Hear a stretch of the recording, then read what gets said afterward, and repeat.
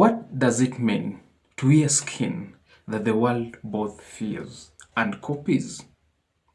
How does it feel to fight a system that is designed to break you while you're building a culture that the world cannot live without?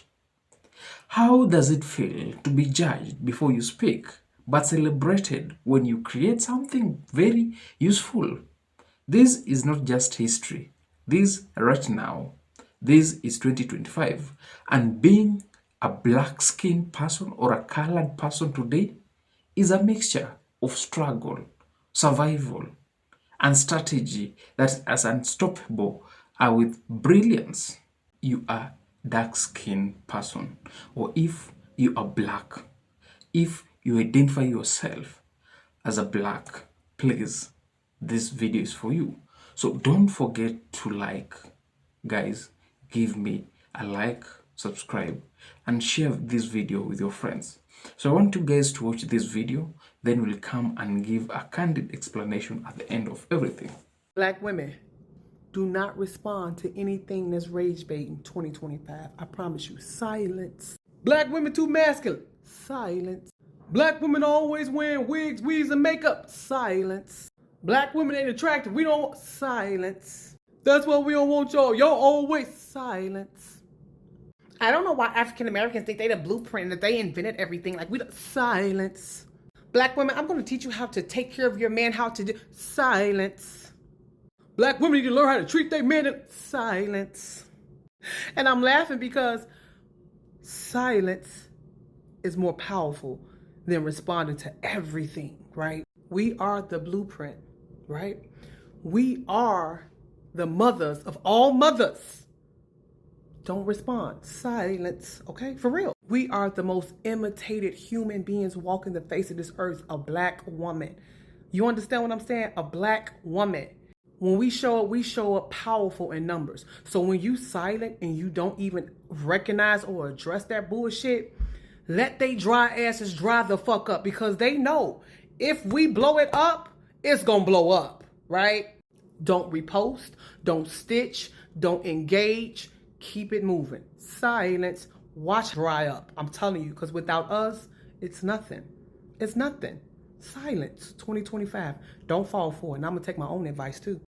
It is 2025 and we still have a major issue with how policing is done in this country. And it's getting to the point where I don't know if we're ever going to solve this problem.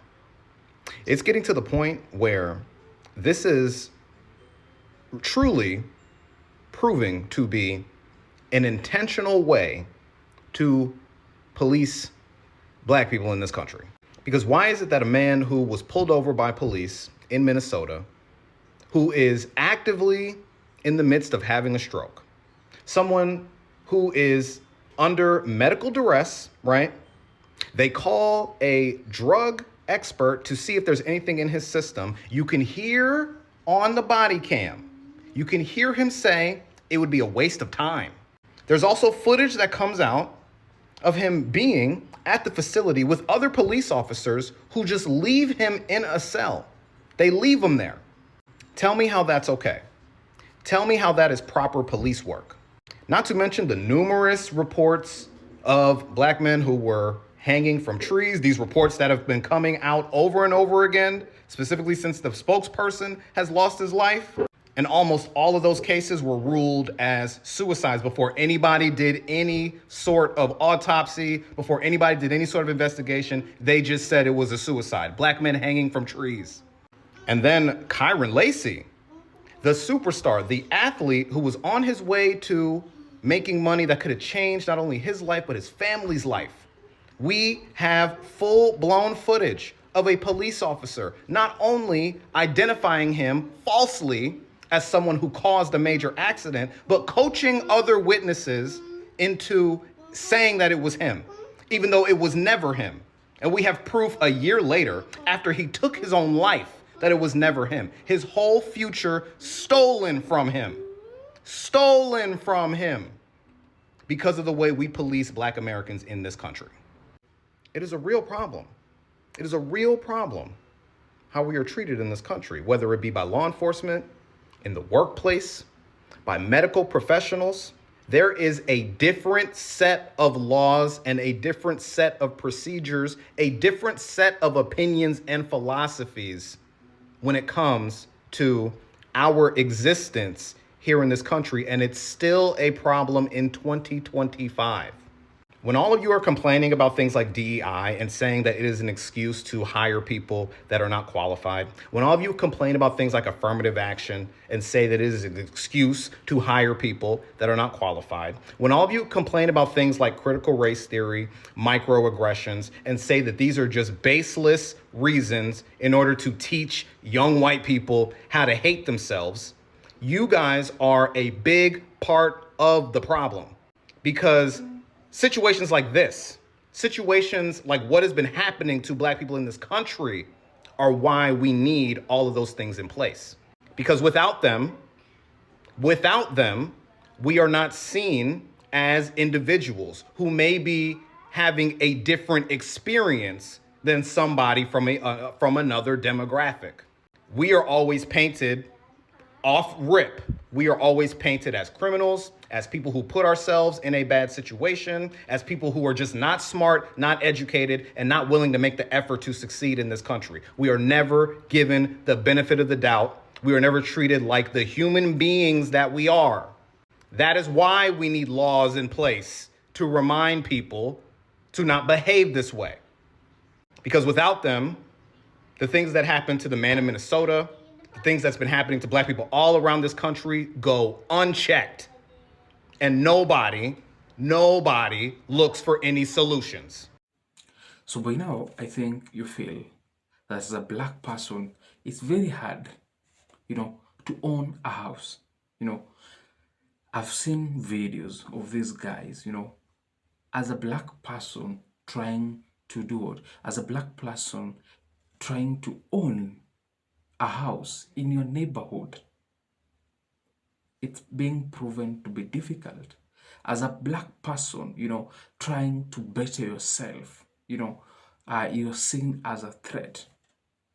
I've seen video, of, a Black woman, say how she feel very proud, to actually, live in a very competitive environment where there are men, where there are white-skinned people. And this idea, which has been pushed by the extreme or the extremists, see Black people as very inferior. But let's talk the truth. When you come to when existence is resistance, or when existence become resistance.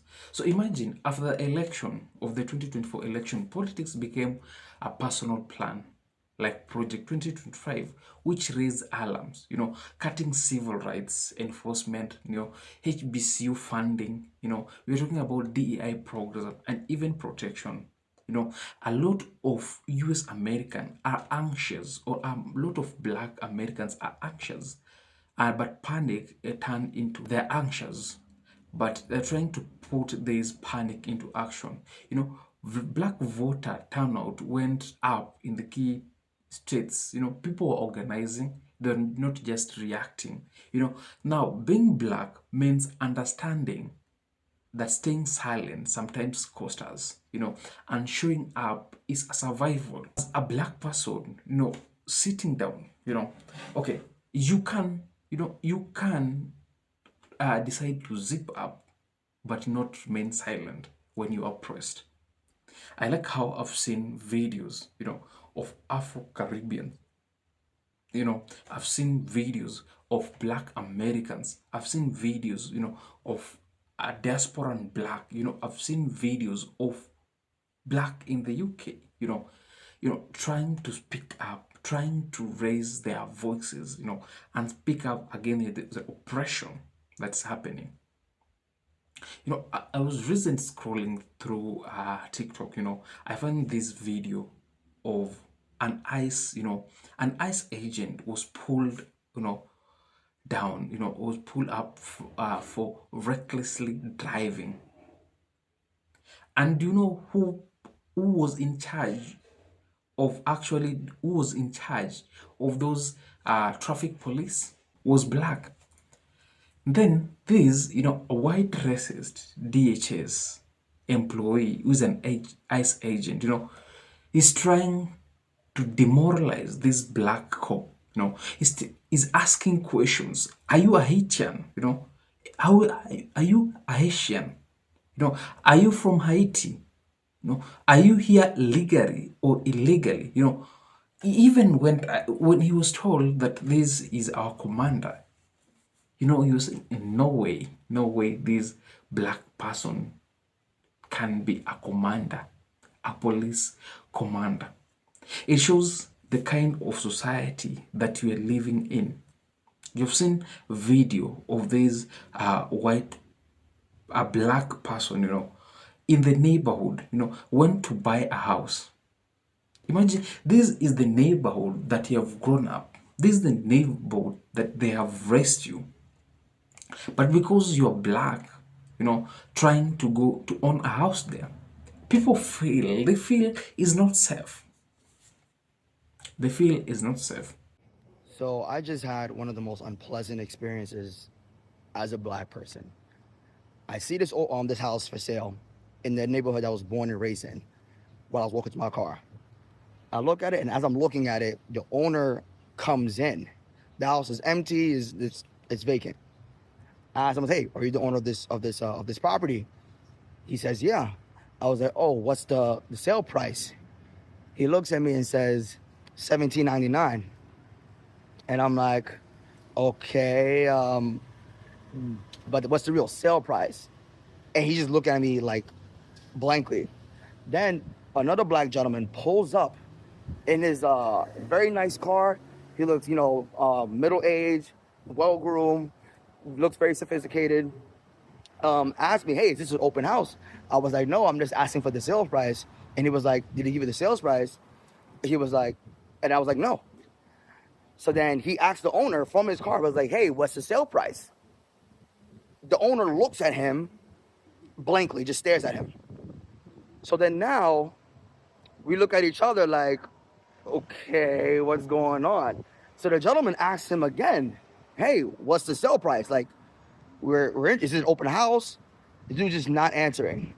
We look at each other, and at the same time, we both said, "We know what it is." So it's kind of crazy, a dominantly black neighborhood with people who are born and raised here trying to buy property here. Like, for all this dude know, I could just write a blank check and I'll purchase the house. And then we just walked away on some like, wow, this is crazy. This is genuinely crazy. They don't even want to sell to us, even if we have the money. Okay, that's how gentrification works. They don't want to sell to us in a neighborhood that's dominantly black, even if we're born and raised here, even if we have the money. For all this dude know, I could be a multi-millionaire ready to sign the check right now. He wouldn't even entertain the conversation from two black men, complete strangers, who were just asking for the sale price. Something that we could look up online, granted, but you're right there, you're the owner. No, we are living in 2025 where we see that, as the color of your race, the race, if you're black, you're suspected of being in America illegally. You know what? Which is very bad. So now let's talk about money, work, and the hustle that every black, the money, the work, and the hustle of a black person as a black person in 2025. When you are black in corporate America and you live in a place that lacks diversity, like as far as the state that you live in, and you know that there's already not a lot of representation of black people, and you get on meetings and you see like black leaders in these senior level roles, like I just had a feeling today where I was on a meeting and I was just like, literally I'm crossing my arms like this, right? And I'm just like, I love to see it. Like, it's just like a warming feeling. It's like a winning feeling. And there's so many other ways that we win. It's not just in corporate America. It's a lot of things that you can do in the community. It's, you know, speaking up. It's so much more than that. But when you are in this place and you see that, it's just like Black excellence, it's perseverance, it's just the best feeling. And I don't know if it's the same, but when you're a person of color and you see that shit, you just be like, I don't know. It's just, I don't know how to explain the feeling. It's like I'm winning. My people are winning. You know what I mean? Like, and I just love to see it. And I'm always here for that type of shit. Let's talk about the back. The wealthy gap is still real. You know, some reports say if things don't change, imagine in 2025, Black family wealth could drop to zero in the coming decades. Imagine. So gig jobs, they are booming, but they often pay less. You know, for Black neighborhood, you know, we're talking about home ownership, still lower than white household by big margin. The blacks are not allowed, you know. But at the same time, there are Black women who are dominating entrepreneurship growth. You know, you've seen Black artists who are breaking streaming records. You know, more of Black are building digital empires. They are building side hustle. They are building community, and the wealth is cycles. You know, so it means that being Black in 2025 means constant struggle. You know, flipping struggle into strategy, and learning how to not just survive but scale up. You know, when you talk about the music, you've seen, you know, the Africans, you know, the diasporan Blacks like the uh, Tyler, which some of these foundational Black hate so much, you know. Um, Last time she identified herself as Black, you've seen her go viral. You know, you've seen the Black artist, you know, making name for themselves. You've seen Black, you know, actors making names for themselves. It just shows how, you know, coming together as the Black community, we can achieve a lot more than is expected, a lot more than these folks see us that we can do it, we can deliver. No. Now, when you come here, you talk about the culture, the joy, the representation, and the identity as a Black person. So, culturally, Black people, are unstoppable. So culturally, we as Black people, we are unstoppable. You know, you've seen Afrobeats and charting global sound. You've still hip hop. You still fashion. You know, you still slang. You still marketing. You've seen TikTok trends. They usually start with Black creators. You've seen TV shows and film, which are showcasing more of African stories. But there's a tension. Some feel that representation is being watered down. You know, we've seen people who are Black. You know, you are airing out their voices. They feel they are being used. You know, they are being used but not fully respected.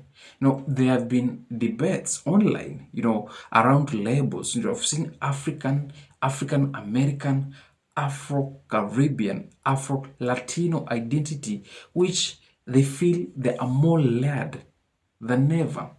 So being Black in 2025 is about celebrating the global influence while we are still fighting the authenticity.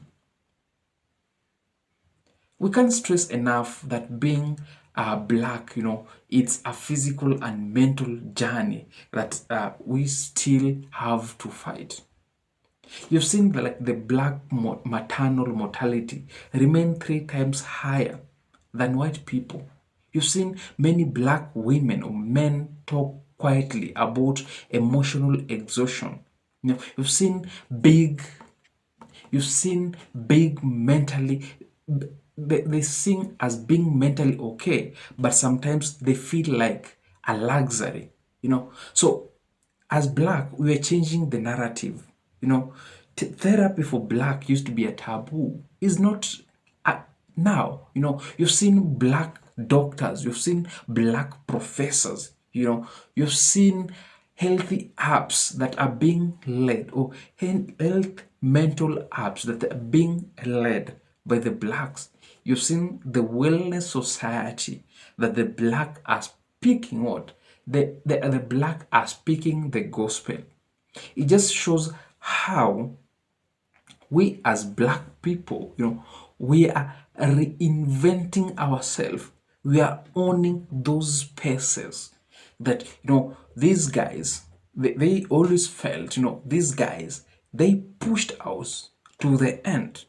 But now we're filling those gaps and they're left, puzzled, bamboozled.